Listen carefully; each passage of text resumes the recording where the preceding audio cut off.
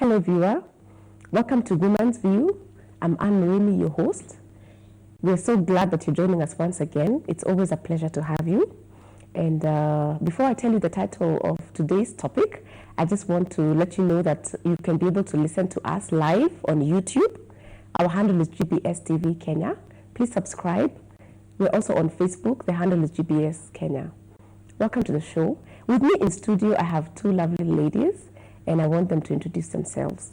I'll start with the lady on my extreme right. Welcome. Thank you. Hello viewer, my name is Jackie Jero, a financial advisor in this town, and more importantly, a mother to a hearing impaired child.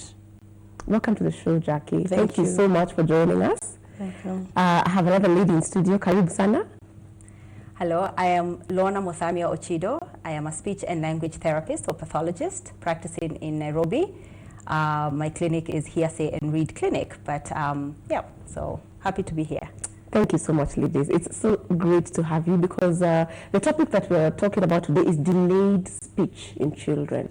We're having a lot of children who are taking so much longer to talk, and it's actually become something that is quite a problem that has really, it's becoming more and more. So enjoy the show, and if you have any questions, please just type them in on YouTube.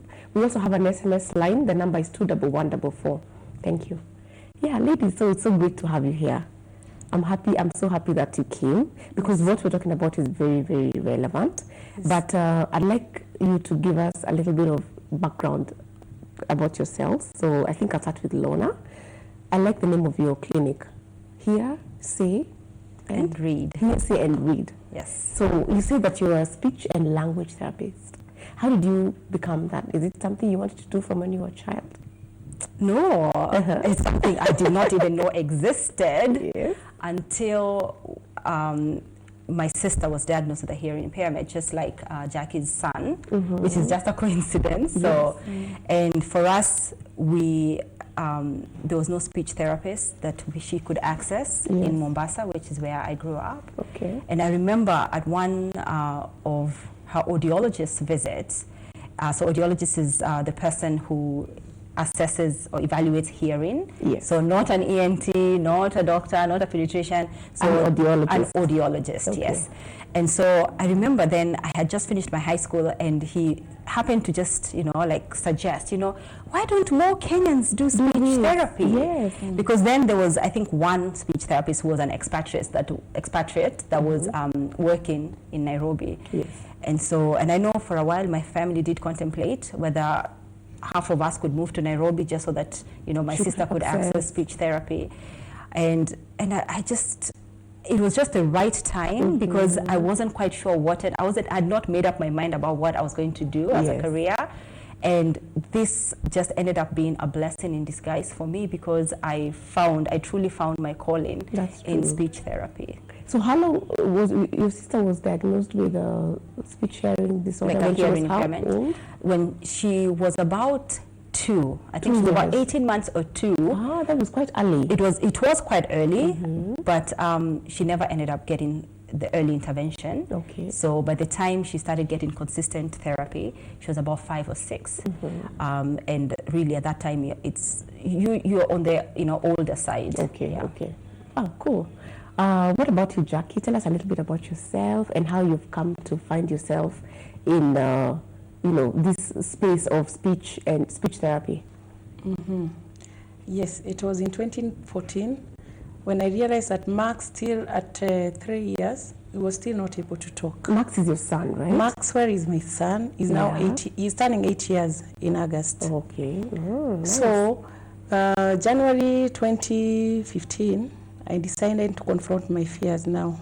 Tell us a little, go a little bit back, because you gave birth to him. He was a healthy child. Yes, I gave birth to Maxwell in 2010, August.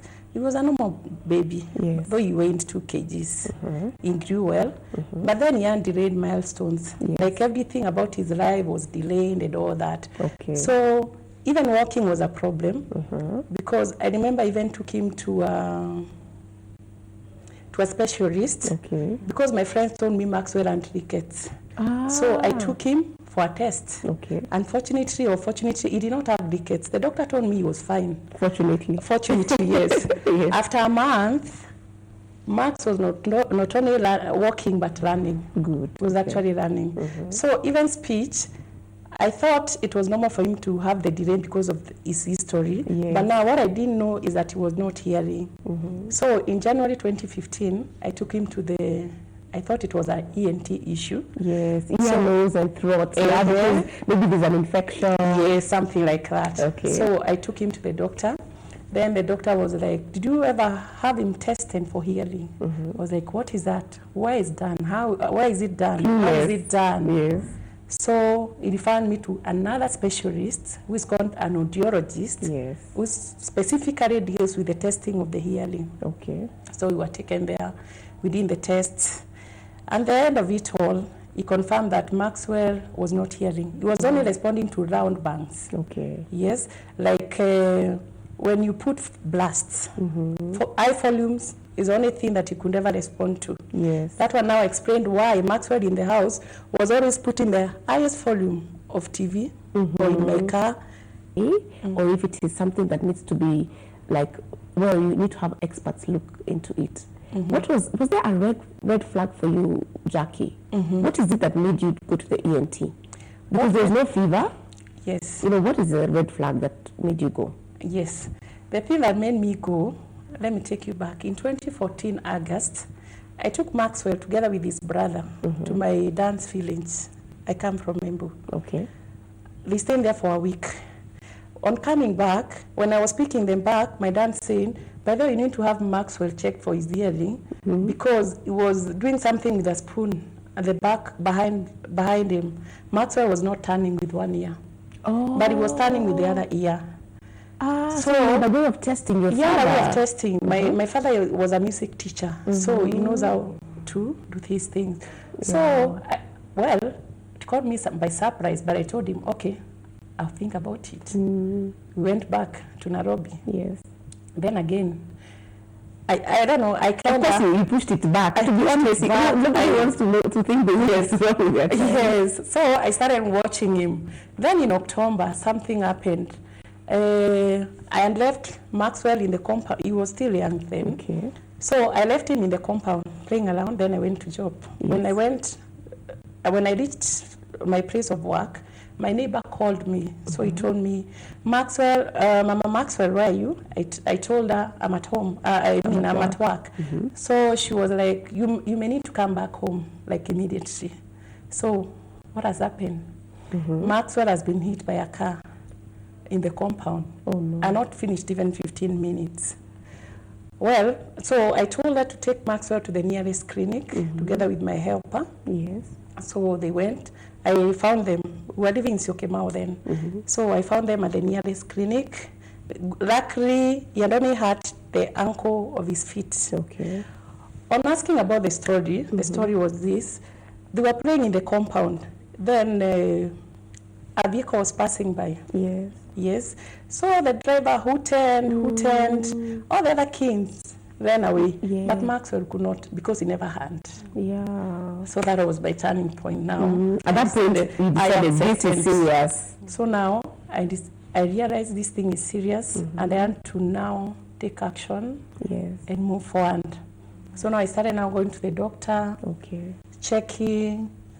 I didn't know it was a hearing problem. So my friend told me to go and see a neurologist. I went to the neurologist. And you know what? I want to cut you off because the issue of the neurologist, actually, you've just brought it up. You see, there are a couple of reasons why children have delayed speech. Yes. One of them that you've already talked about, like in Yes. the case of Maxwell, is that they have a hearing problem.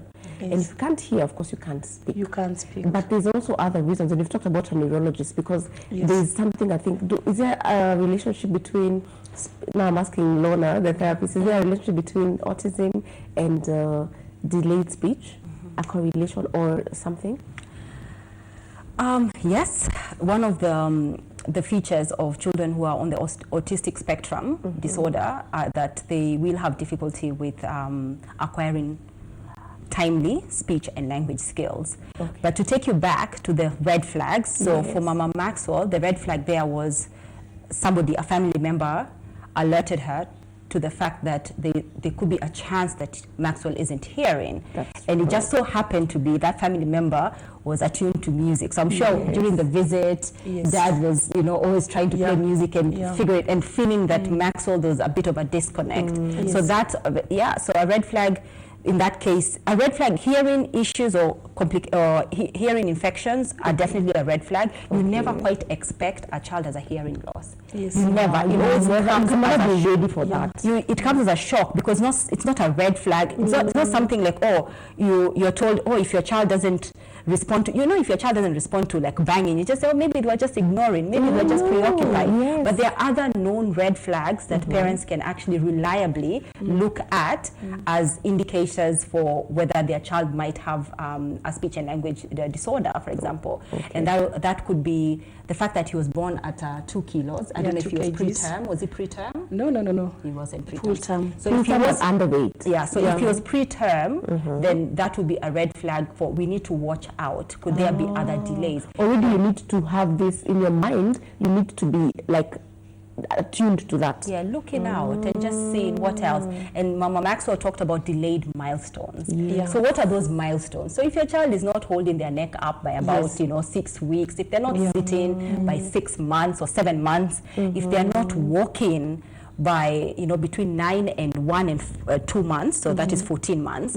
And for Maxwell, so a couple of things would have actually raised the flag, So one of them was the delayed milestone that you talked about, and the fact that, what else did you say that he wasn't doing? He took a while to walk. It took a while to walk. Actually, even crawling. Did he crawl? But not all kids crawl. The thing is, Maxwell was rolling like a snake, like rolling, rolling. Instead of crawling. I didn't know what was all that about. But interesting enough that isn't really. Rolling is not. Like there are kids who even like do a walk with their bottom and they go back, they just shuffle back. But actually what I meant was the other thing that you did talk about was delay in walking. Now for his particular case, the fact that he wasn't hearing, and you didn't know then at the time. I didn't know. But for you to walk, you have to have good balance. And where is balance regulated? It's regulated in the ears. So even if you don't know for sure that your child has a hearing loss, the fact that he's late walking, you are like, okay, and then these other milestones as well, that at least should have alerted a professional that you visited, like, there could be an issue here. And I mean, there's also markers of how many words a child needs to have at different stages. So talk about that as well. As well. But going back again to what you asked about, the connection between speech and language and autism, yes. And children with autism would have also their own unique red flags, in that this is a child that is probably quite rigid with their play skills. They probably, kids are known to be quite imaginative, and they might, vroom, vroom, vroom, vroom, vroom with the toy cars. But children who are suspected to have autism or have autism might show very restricted play skills. They might line up things. They might be interested in the obscure.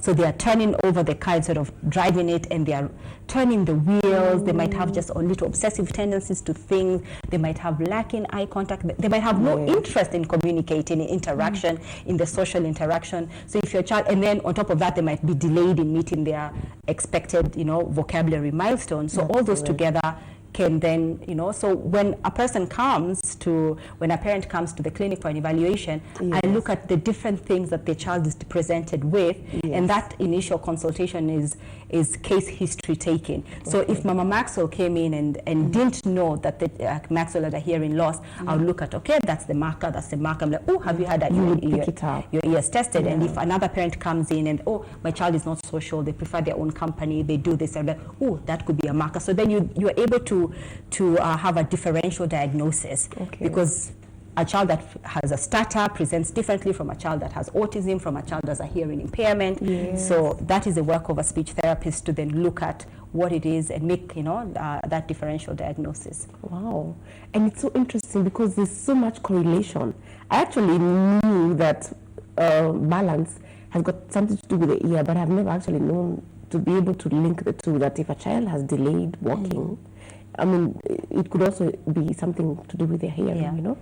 And to be honest, I like what you say, that no parent is ever prepared. You know, so Jackie, how did you cope? Wow. Because you have coped, and it looked like you've overcome. Yes. Even for me to be able to speak about this, it has taken God's hand. I must say, in 2015, that was my darkest year.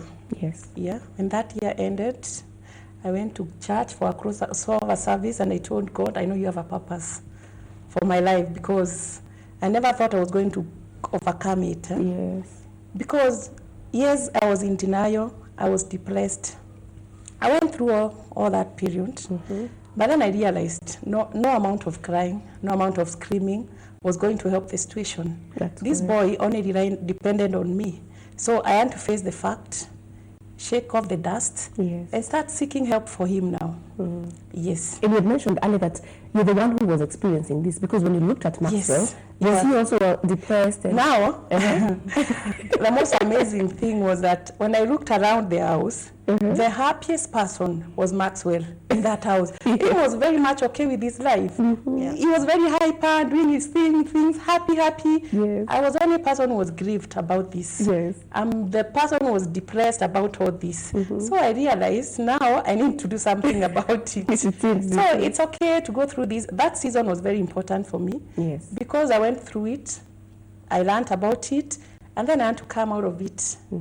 And the thing is, the faster you get out of this season, the better for you, because you're able to move to the next intervention stage. We had already done the screening. After screening, what next? The intervention came in. So there were two options. You needed hearing aids. Hearing aids are the external amplifiers that amplify the sound. Then again, it's for the mild hearing loss. But for Maxwell, it was severe and profound. So, but now the person who did for us the test, like the specialist, and told us to get some hearing aids. The first test, you remember, on Gong Road. So he told us to get 2 hearing aids. One was costing 160,000. So for both of them, it was 320,000. And unfortunately, these things are exclusions. The insurance covers. That is what broke my heart most, because it could not be covered. No matter how big a cover you had, it could not be paid for. So now, where was my help going to come from? I decided to seek another opinion. I went to Giants Hearing Center at Nairobi Hospital. I did another test for the hearing. I was still in denial. I know. Or rather, I wanted to seek another opinion. You know, you're hoping that that person who did the first test, maybe they made a mistake. Or something has changed after a month or so. I went to Nairobi Hospital. So we did now the first test was called an audiometry, where you do it manually. You rely on the response on the kid. You put something like headphones. Then after he hears a vibration, he was supposed to throw a cardboard, drop something. So I thought that was not efficient or reliable. So now I sought this other one. Now the machine one. So we went to Giants Hospital. We did another test. It was a BR test now. This one was even sedated and all that. Everything done. So I was sure now this one will show now the correct. Then, so we did the tests. And after the tests, after around 40 minutes, we were given the results, confirmed the same thing. Of course, my heart now. Yes. Yeah. Yes. So we got the test, but now the person who was testing us told us, this one now, you cannot even get a hearing aid for the right ear because the nerve is completely dead. Okay. The auditory nerve is already dead. So even if you got a hearing aid, it cannot help him. Yes. Meaning we only needed one now.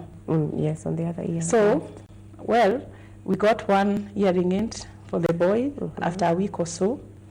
Then, but now the problem was him accepting it. Yes. He thought now what is this? You're crossing his time. Yes. This is doing What are you doing with my life? You know, my life was very much okay until you came in.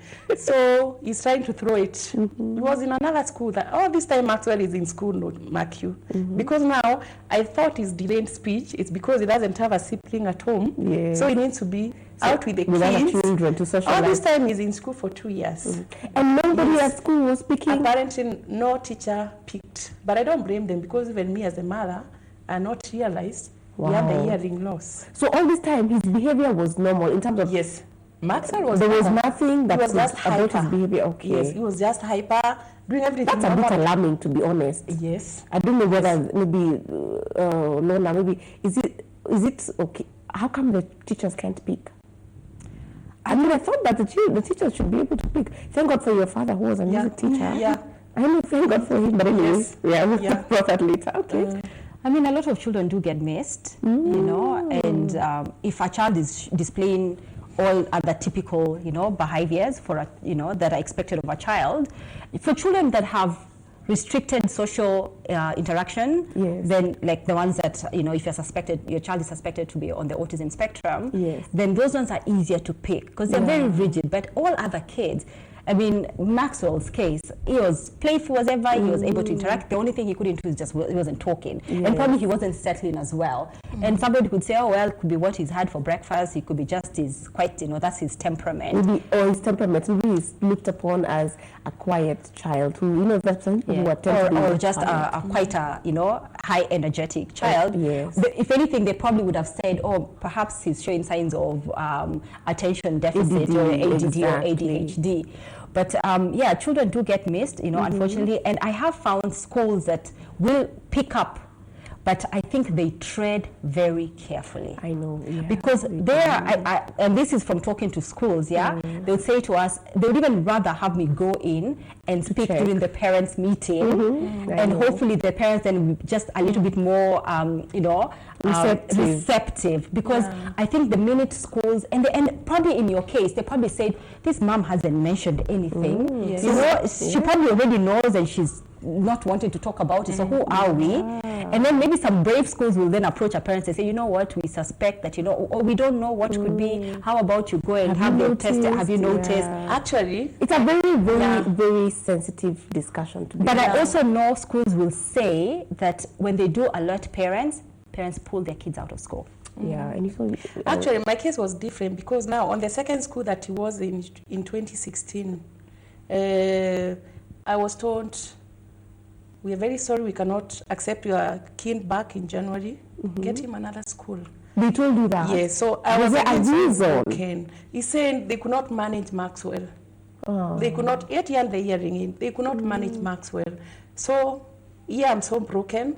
I'm trying to get help for him. Yes. The school is telling me he cannot come back here again in January, Too much to deal with, There was so much to deal with that time.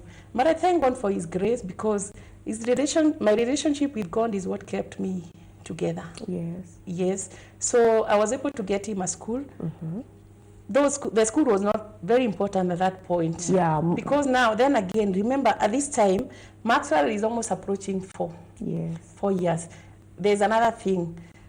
If anything has to help a kid or any other, Maxwell or any other kid, it has to be between 0 and 5 years. Exactly. After 5 years, the window closes. The window closes. Yes. So it was very urgent for me to do this.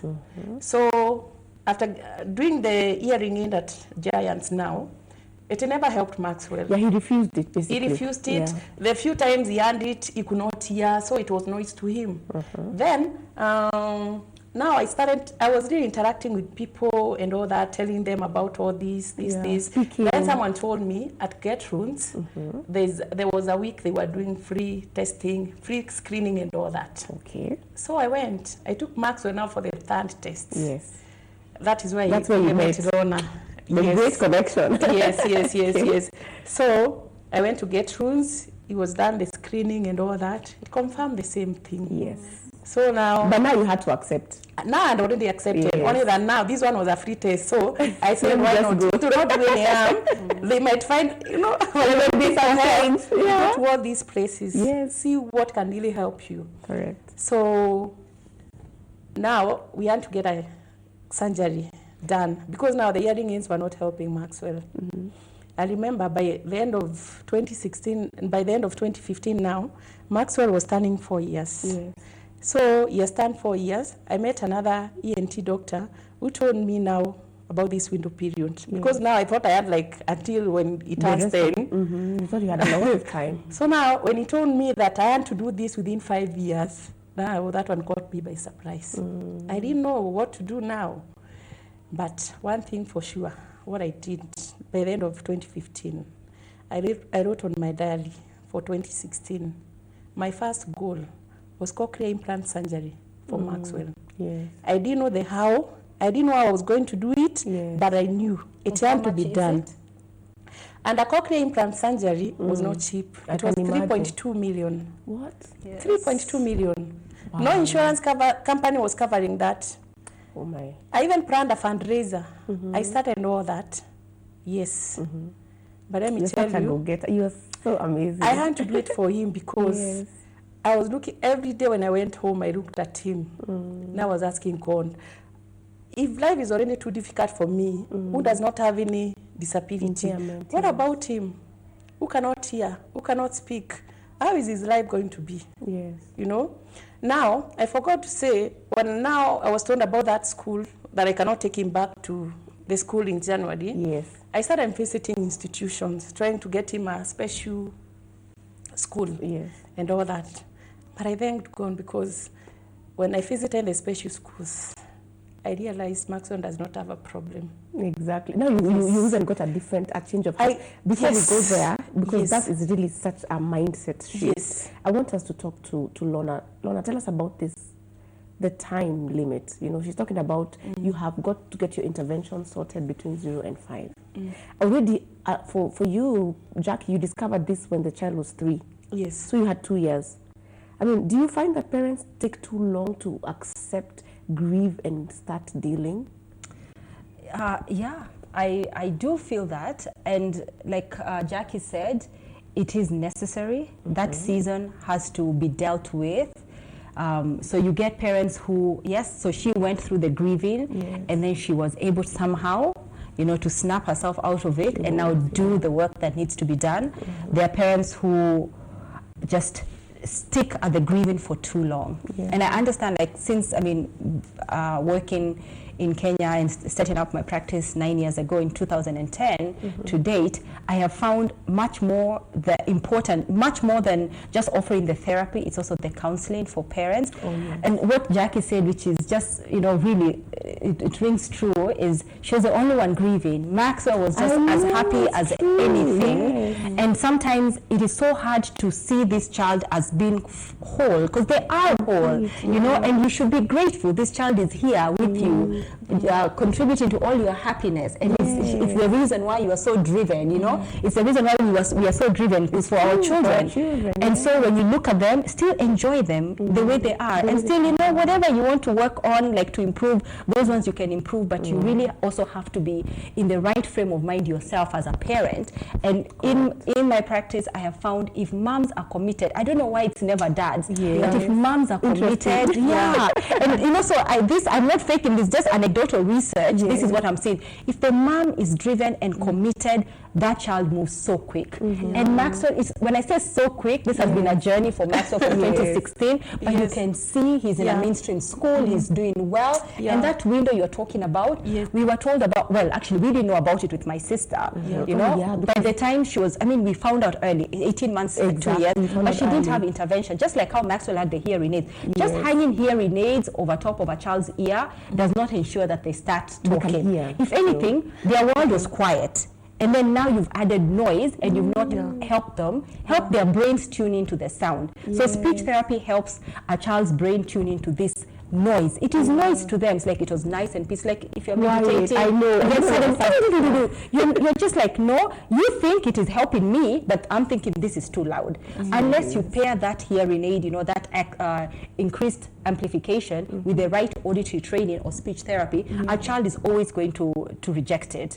And so the window of opportunity, sadly, for all children, really, there's a shorter window and then there's a larger window. So the larger window is 0 to 5 because the brain is really growing quite rapidly, but the brain grows the most rapidly between 0 and 3. Between 0 and 3, a child's brain grows to 80 to 85% of its adult capacity. Like I sing about it, and for children who have a hearing impairment, really that window for you to have a child, for their hearing impairment not to present any issues in their communication, it should start earlier. But then we are still making, you know, like headways with that, because I know in the past this was perhaps 15 years ago, the age of diagnosis of a child that had severe to profound hearing loss was 2 years. Then it dropped to 9 months. And it's only just 9 months you can tell. You can tell. You can even tell. I mean, there's countries that have instituted new neonatal hearing screens. So I know particular private hospitals in Kenya, you can request to have your child's hearing assessed at birth, but really most other developed countries, you can have your child's hearing tested at birth, and actually they advocate it because research has found that a child that has a hearing impairment, the sooner you can start to give their brain access to sound. You know, this is a child, so at 2 years, at 3 years, Maxwell did not have access to sound. You mean basically the mind, it was just quiet in there? It is quiet, and so the brain, the part of the brain that actually processes sound, it starts being dormant. And at 5 years of not amplification, it actually just neuro-weeds that function. We don't need this function in this boy, let us not, you know. So it becomes harder for you to then teach a child who hasn't had proper amplification past 5 years. And I think that is really what the doctor was talking to you about. But so if a child, I know overseas, I did work at a hearing rehabilitation center in New Zealand, and they have kids as young as 6 months who are given hearing aids, and then they probably have their surgery by 9 months. That child, by the time they're 5 years, by the time they are, you cannot tell. And if it's a girl who has long hair, unless you say, oh, there's a hair, you actually, you're like, you have no, there's no difference between them and a hearing person. But in Kenya, we are still, you know, we are still making those, you know, little steps. And also just even the realization that hearing impaired children can actually speak. It becomes possible when the identification and the amplification happens earlier on rather than later on. Well, that's good information, and I'm happy that this particular mom in the studio today, Jackie, she actually just went through her grieving and was able to snap out of it. You were telling us that one of the things that encouraged you a lot is you went to a special needs school. Yes, I went to a special, it's a mainstream school, but it's also integrating. They have a section. Apparently, the owner of the school has 2 kids of her own with the same problem. So as a matter of giving back to the society, she has put other like 15 kids of the same kind. So that was the best decision I ever made for Maxwell. It's a home away from home, actually. They take care of him. He goes through schoolwork normally, and now they have a therapist as well in school. Apart from the normal therapy sessions we have been doing with Rona for the last 2.5 years. This is a long-term journey. It's basically a long-term journey. But you know, you talked about the 3.2 million. You actually made it. And we made it. Did you have the surgery done in Kenya? Or yes, the surgery was done in India. So in 2016 May, we left to India on 9th May, precisely. I cannot forget. I know. Yes, we went to India. We stayed there for a whole month. Yeah, usually when the surgery is done, like today, no, they learn the tests before they do the surgery to confirm that everything, what we are telling them is okay. You carry the doctor's report, but they have to confirm what the doctors are saying in Kenya. So after 2 days of tests within the surgery, Then after the surgery, the wound is given, it's a cut from here to here. Yes. It's they fix an electrode Yes. On the skull, on the skull of the, on this part of the, yes, It actually goes into the inner ear, into the inner ear, the cochlea, part of the ear. Okay. Because the problem is the inner ear now. Yes. So after they do that, you're given 14 days to heal. Okay. Now, after 14 days, they switch on. It has to be switched on. All that time it is off. Now, on the switch on day, that is when now the magic day comes in. Yeah. That the boy is hearing for the first time. How was his reaction? Oh my gosh, he screamed his heart out. He was crying.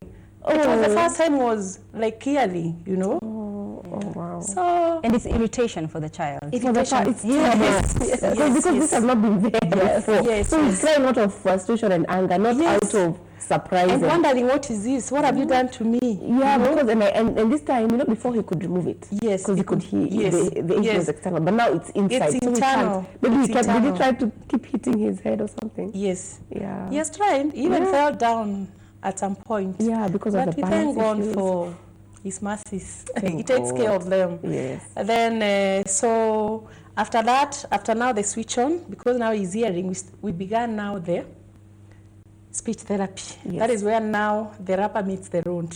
Because, we expected after the surgery, he has begun hearing. So he should automatically start talking. The journey began there. Okay. Rehabilitation. Yes. Yes.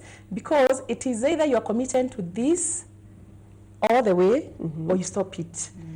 The speech therapy began in 2016, June, and up to now, we're in 2019. 3 We years. still faithfully do the speech therapy. And can I ask, I Yes. just pose a question? Yes. Because I think this will really be helpful to other Yes. parents. Yes. Did speech therapy work right away? Did Maxwell settle right away? Oh my gosh. No, I don't. That was the hardest thing To stay there? To stay there, And to you feel like maintain him, like to make him sit still. Where are you talking about? Therapy. Therapy Like session. during the therapy, is it like a? It's like a. It's like now the Maybe it's one-on-one. like a class, one-on-one, being told A for apple, B for boy. He wouldn't want to remain there. Of course, now he was not used to that. Okay. It was very hard for him, but we sailed through slowly. Now we stayed in India for one month. After So one we had some month, sessions there. yes, we had like almost 10 sessions, sorry. Okay. So we came back home. After we came back home now, we started now with Rona Yes. and Get Roots. Okay. Now the problem was also adjusting to that because at times you could go. We have driven all the way to Muthaiga, Yes. Get Roots.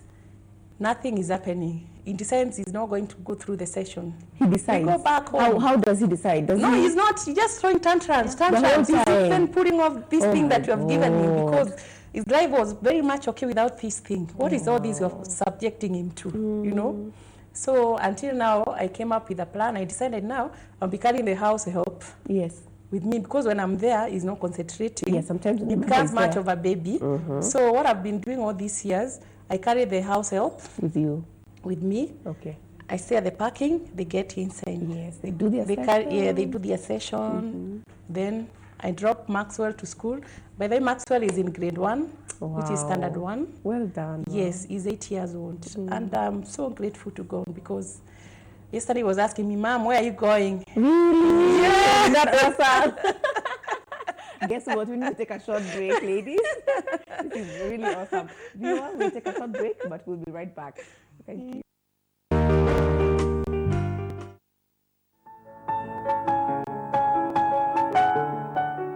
People have dominance over themselves.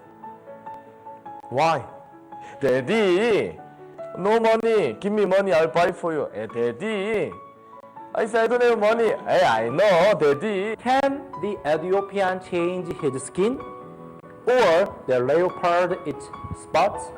예수님이 우리의 모든 죄값을 다 지불하시기 때문에 예수님 다 이루었다라고 말씀하셨잖아요. So Jesus paid for all the wages of our sin. That's why he could say it is finished. Yesu alipa mshahara wa dhambi ya deni zetu lote, ndiposa akasema kwamba imekwisha. 하나님은 슈퍼컴퓨터와 같은 분이에요. Everyone, God is like the supercomputer. Upendo wa Mungu ni kama hii supercomputer.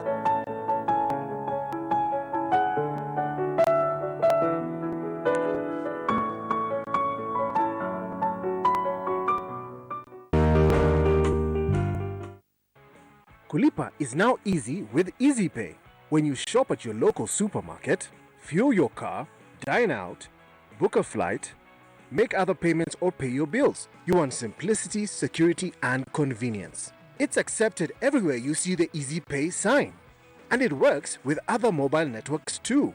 What's more, you can withdraw your cash at the supermarket till where you see the cashback logo. Get your Equitel line or download the Easy Banking app today because Kulipa is now easy with EasyPay.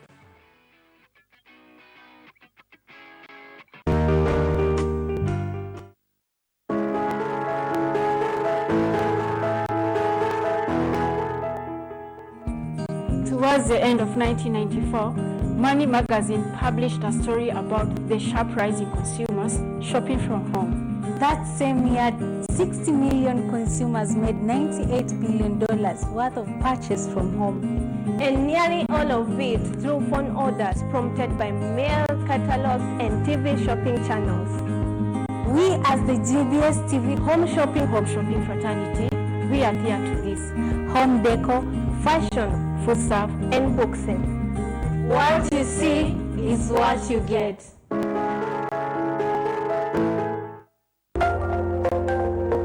Everywhere, GBS.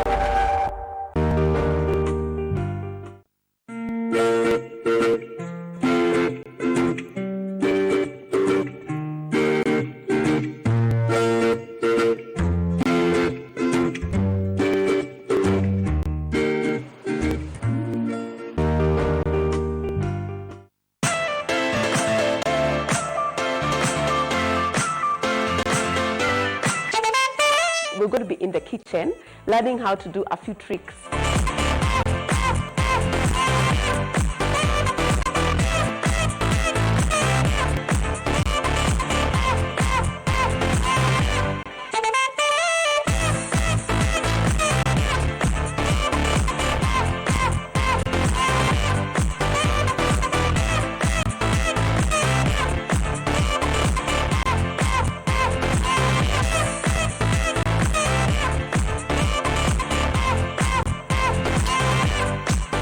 I hope that you're going to get the chance to cook this in your homes because it's very quick, it's very healthy, and it's very delicious.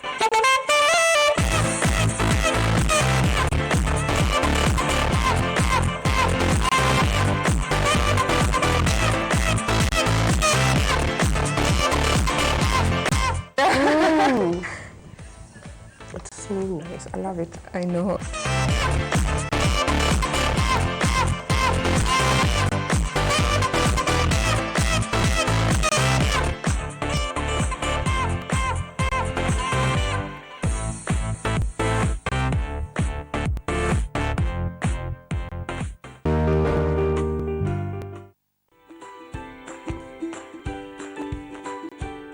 How many of you use your real names on Facebook? Wengine ni Sweetie Pretty. You must succeed in being an eagle and not a chicken. I'm seeing myself owning the biggest media house in Africa. Yes, I could employ you, in fact. Yes. All right, now it is going to another direction. But that's a question. When you are born and when you grow up, now you do the work. You become a person who likes the country. You understand, right? I mean, not getting a job at Kenya Power, right? And you know what? Who you are online is exactly who you are offline. And who you are offline is who you are online. 제가 여러 군데 가서 강연을 많이 해보는데 So I've been to many places to give lectures. 우나일레와 사와사와 이러면 Whenever I say "Unaile sasa," 눈썹으로 인사를 대답을 해요. they respond with their eyebrows.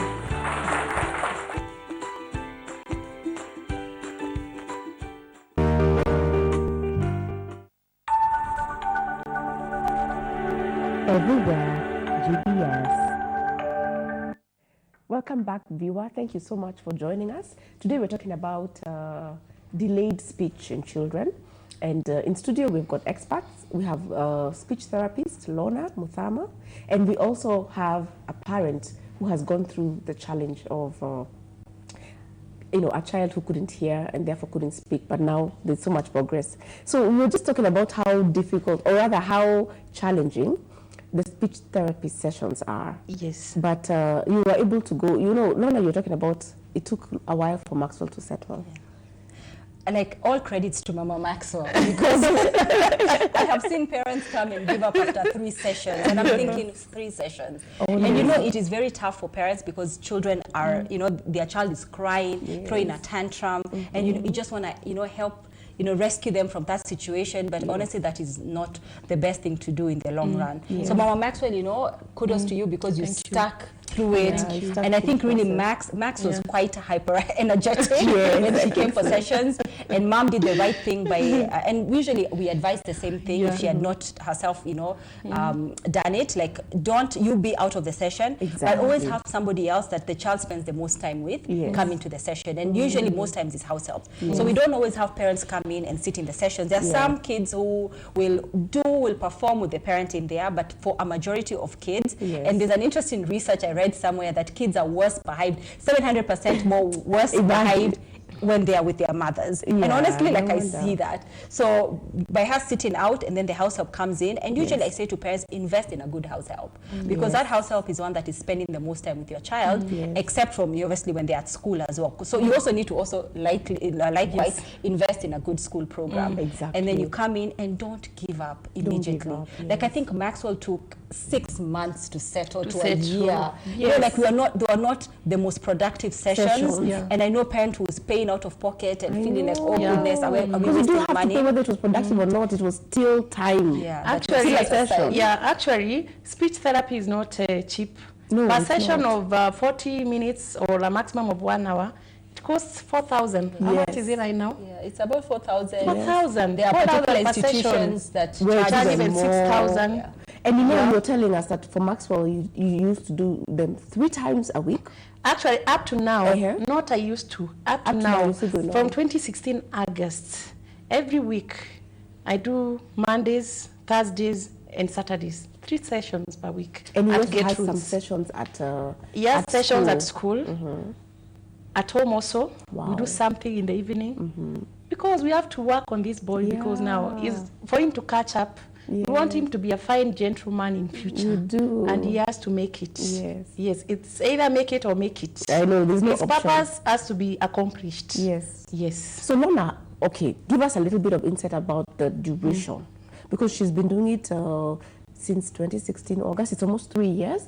How long is she going to do it for? Is it forever, or is it like for 5 years, 10 years? So, well, it's not forever, hopefully, but for as long as you feel there's something that needs to be worked on. So really, we are over the milestone of getting Maxwell to start talking and to start really responding to sound. He already is doing that. He's already making sentences. He's already thriving in school. That's awesome. And really, I really feel like I need to emphasize it is Mama Maxwell. Amen. Because not all kids come and get the same outcome or experience the same successes as Maxwell did. Not because the other kids are more severe or no, it's honestly because there's a parent there that has shown up, that is driven, that is committed, that has such a high standard that they have set for their child, and they're saying nothing else is good enough, and it's the reason why. Because she's making all these adjustments. So she's making sure she has a competent house help in the house. She's making sure she's identified the right school, and she's coming consistently to therapy 3 times, nearly 3 years. Many times. And can I say, it is the reason why Maxwell is where he is now. It's not really because of it's because of all those factors together. So when parents ask me how many sessions does my child need to have, or how long will my child need to come for therapy, again, it's very different for different cases. So this is today we've talked about a very small niche of what speech therapists do, in that they work with children who have hearing impairment, but to establish speech and language, and not really signing, not really gesturing. So to teach a child to be able to process sound and be able to enunciate and really use speech as their primary mode of communication. So for children who have a hearing impairment, the journey is much longer than, say, a child who has a stammer or a stutter, or a child who has a reading disorder, or a child who has pronunciation issues. So, but again, what is absolutely like basically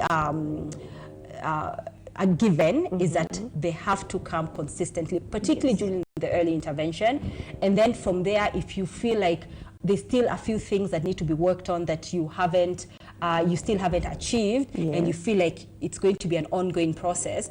For a child with Maxwell, the issues are going to, he'll get to a point where now he doesn't need as much therapy, but until then, and if mom is feeling like we want a break, she's already set herself up for success in that she has a well-equipped help who I am sure she's ensuring stays with them. So she's incentivized for them to say, so you're not always having a high turnover. Exactly. She's also, we provide materials for children who come for therapy. So you can also invest in just knowing how you can progress on, even if you're not coming to speech therapy. So you can really empower yourself.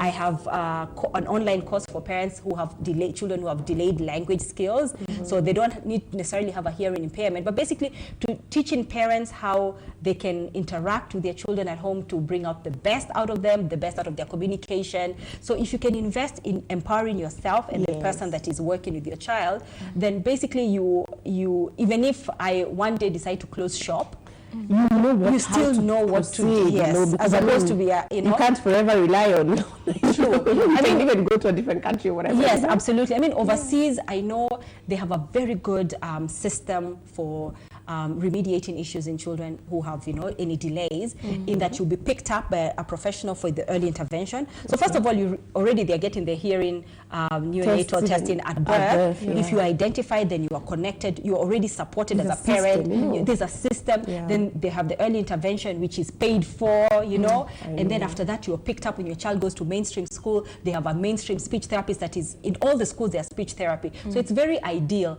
Here in our country, in our context, we are trying to replicate that. So but it is coming out of your pocket as a parent. So I keep saying, very expensive. In Kenya, the burden of having a child with special needs is solely on the parent. So you mean in other countries, there's help from like the government? Take care of you. Well, that's awesome, because I do see parents really struggling, and to be honest, especially when your social economic status is low, it becomes a challenge. And so you find that some parents actually, they are unable to because of finances. And so I wanted to ask, if you get to 5 years old and you've not spoken as a child, is that going to be your way of life forever, or can something still be done? Something definitely can still be done. Will it be remediated in as well as it would have if this child has sought intervention earlier? I want to say no, but what would happen if that child doesn't seek intervention after age 5 or at age 5 or beyond? I mean, basically, it is better for them to seek intervention because at any age, they do nothing, because if you do nothing, the condition is likely to just get worse, or just stay the same. But as a child gets older, we expect more out of them. So if at 5 it was acceptable that you're not talking, at 6, at 7, at 10, there's a whole host of other issues that now accompany that. Like you don't have any friends, so you're going to obviously be isolated because nobody's able to communicate with you. But if you do seek intervention at whatever stage, we can try and help that child bridge the gap. That's right. Will it be as effective as if this child sought intervention at 18 months? No. Perhaps not, but who am I? Who knows? Like you might just decide, these parents might just decide to go all hard and say, you know what, we are changing everything, we are reconsidering, and but yeah, so I'm never going to say it's never going to be done, but it is much harder. They will improve for sure, but they'll probably not get to resolve all the issues that they have. That's true. And must the child speak, Lorna? Because the people who say that communication is not just through language. Yeah, that's interesting. Yeah, I have actually heard that from a therapist, and I was surprised. Yeah. But I wondered, is it okay? And I mean also, I know there's, I don't know if Mama Maxwell has encountered this. I know her child goes to a mainstream school, which is just typical with kids that are And we need to wind up, guys. Yeah. This is your parting shot. Okay, so they don't have to speak. I mean, if you can be completely comfortable in that my child is happy the way they are. I know for children who are hearing impaired, there's a deaf culture where they say, who are you? Why are you imposing your way of life on us? I was born this way, or whatever happened, let me be. And there are particular children children who are not going to benefit from auditory or auditory verbal therapy, speaking. And for them, they need to be taught sign language. So that choice also needs to be made. And I have made suggestions to some parents, say, I prefer that your child is taught how to sign. So it's a very diverse thing. You know, there's no one size fits all. It's very individualistic. It is. Give us a parting shot, Mine madam. is of a different opinion, because when I was looking for the schools, I went to one of the institutions that I hoped it would help me. The much they could do was to send me to a deaf school. I told them no. My son has to hear and he has to speak. I was conflicted. I told them that cannot happen. Now, if I took him to a deaf school, I'll be shutting him off, you know. That thing of, this is your parting shot, yes, right? even signing sign language was an option for him. I was willing to do the sign language. I still have that plan to do sign language as a parent. Even the help, the house help will do the same thing. But now, what about the economy? Everyone else, you know, the society. Yeah, that's true. What about the society? So, viewer, guess what time is up? We really need to bring these ladies back because they have so much to give. But thank you for joining us, and thank you so much, ladies. This has been so informative. We'll see you next time, viewer. Bye.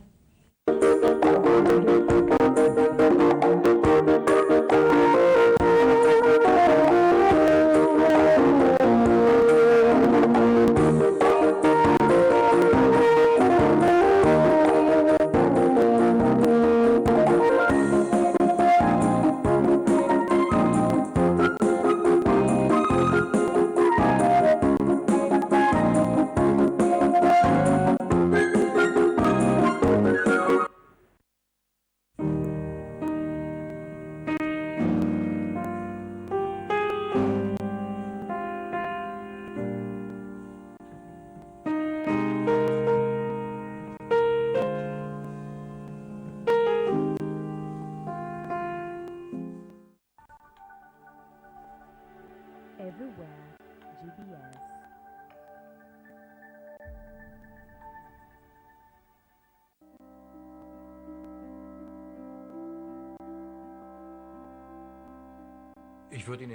I'd put him in a category with Freud and Darwin, three thinkers who have vastly expanded our human knowledge. Die Grundmechanismen, die Bewegungsgesetze. He was the first economist